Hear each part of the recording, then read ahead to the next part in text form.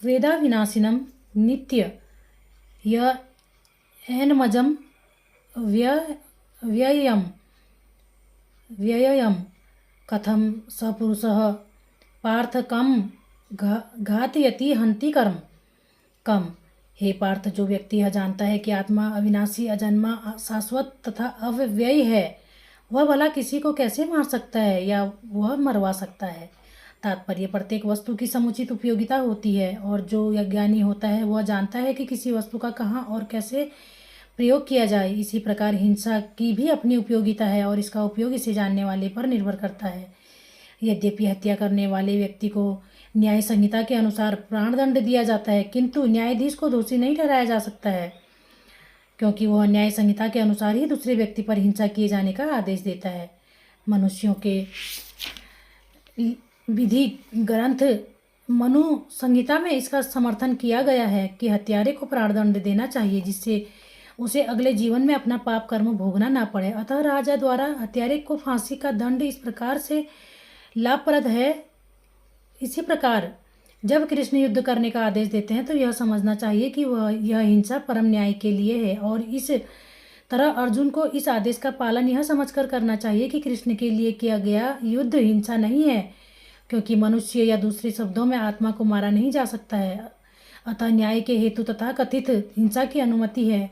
शल्य क्रिया का प्रयोजन रोगी को मारना नहीं, अपितु उसको स्वस्थ बनाना है। अतः कृष्ण के आदेश पर अर्जुन द्वारा किए जाने वाला युद्ध पूरे ज्ञान के साथ हो रहा है, उसे पाप फल की संभावना नहीं है, उसमें पाप फल की संभावना नहीं है।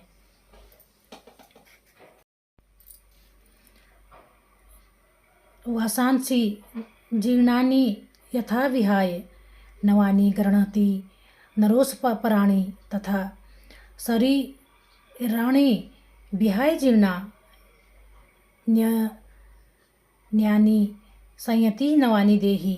अर्थात जिस प्रकार मनुष्य अपने पुराने वस्त्रों को त्याग कर नए वस्त्र धारण करता है, उसी प्रकार आत्मा पुराने तथा व्यर्थ के शरीर को त्याग कर नवीन भौतिक शरीर धारण करता है।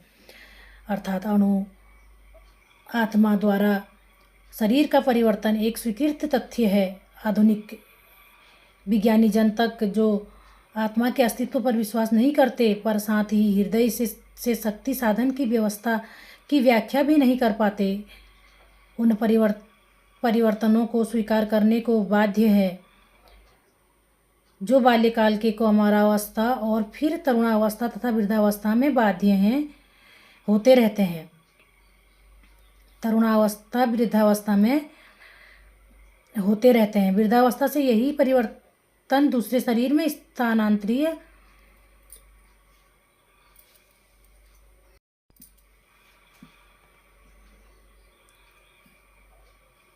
पर साथ ही हृदय से शक्ति साधन की व्याख्या भी नहीं कर पाते, उन परिवर्तनों को स्वीकार करने को बाध्य हैं जो बाल्यकाल से कौमारावस्था और फिर तरुणावस्था तथा वृद्धावस्था में परिवर्तित होते रहते हैं। वृद्धावस्था से यही परिवर्तन दूसरे शरीर में स्थानांतरित हो जाता है। इसकी व्याख्या एक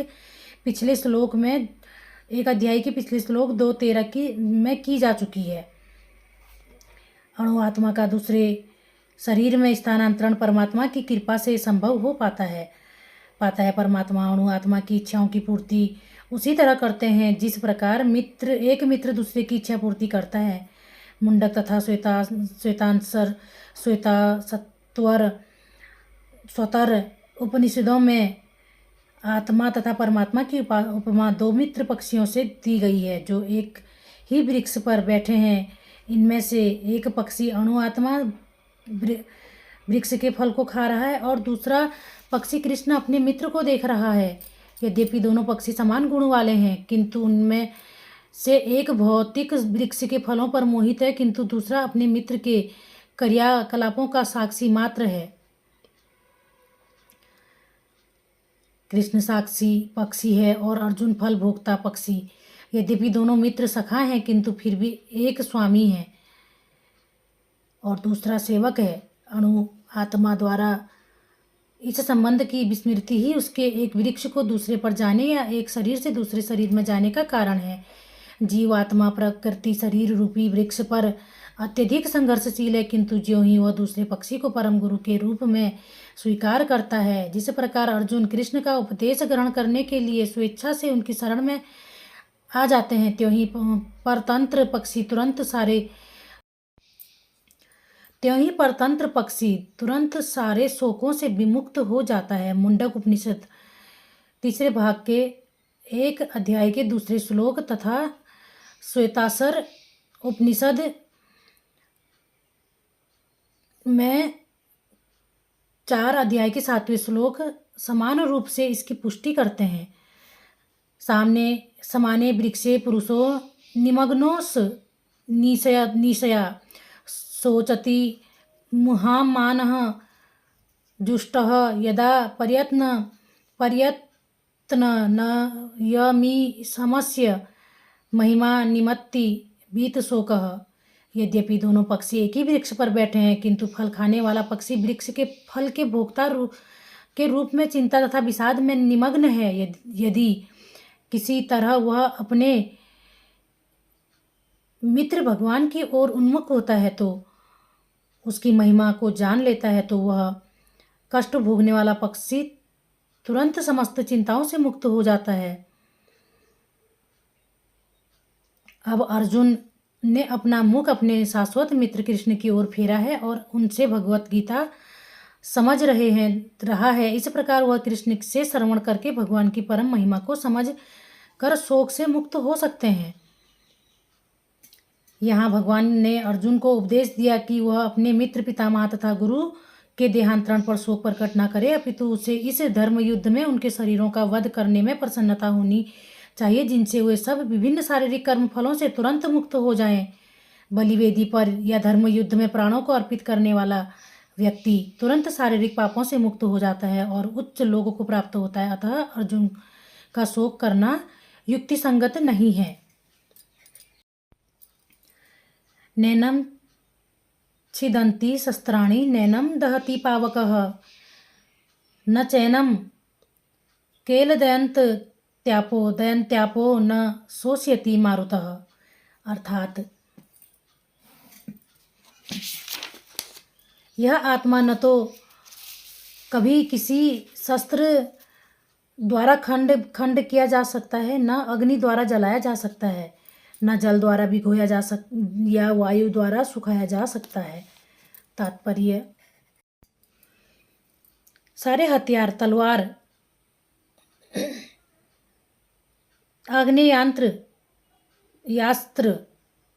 वर्षा के अस्त्र, चक्रवात आदि आत्मा को मारने में असमर्थ हैं। ऐसा प्रतीत होता है कि आधुनिक आग्नेय या शस्त्रों के अतिरिक्त मिट्टी, जल, वायु, आकाश आदि के भी अनेक प्रकार के हथियार होते थे। यहाँ तक कि आधुनिक युग के नाभिकीय हथियारों की गणना भी आग्नेयास्त्रों में की जाती है, किंतु पूर्व काल में विभिन्न पार्थिव तत्वों से बने हुए हथियार होते थे। आग्नेयास्त्रों का सामना जल के वरुण हथियारों से किया जाता था, जो आधुनिक विज्ञान के लिए अज्ञात है। आधुनिक विज्ञान को चक्रवात हथियारों का भी पता नहीं है। जो भी हो, आत्मा को न तो कभी खंड किया जा सकता है, न किन्हीं वैज्ञानिकों हथियारों से उनका संहार किया जा सकता है,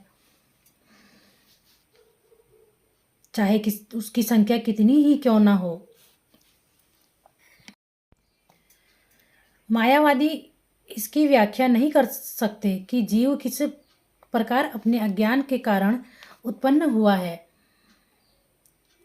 और तत्पश्चात माया की शक्ति से आवत हो गया। ना ही आदि परमात्मा से जीवों को विलग कर पाना संभव है, या प्रत्युत सारे जीव परमात्मा से विलग हुए अंश हैं, चूँकि वे सनातन अणु आत्मा हैं। अतः माया द्वारा आवृत्त होने की उनकी प्रवृत्ति स्वाभाविक है और इस तरह से भगवान की संगति से पृथक हो जाते हैं। जिस प्रकार अग्नि के स्फुलिंग अग्नि से विलग होते ही बुझ जाते हैं, यद्यपि इन दोनों के गुण समान होते हैं।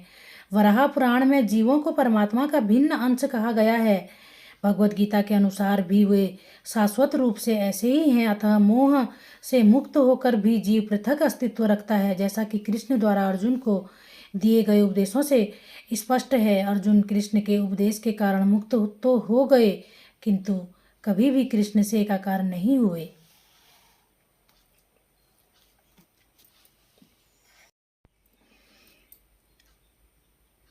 अच्छेदोष यमदाहोस द्राहोस यम का केल दोष सोस्य एवं च नित्यं सर्वगतः स्था अणुचलोस्य सनातनः।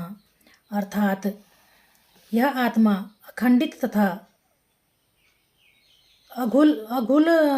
अघुलनशील है। इसे न तो जलाया जा सकता है, न ही सुखाया जा सकता है। यह शाश्वत सर्वव्यापी अविकारी स्थिर तथा सदैव एक साथ रहने वाला है।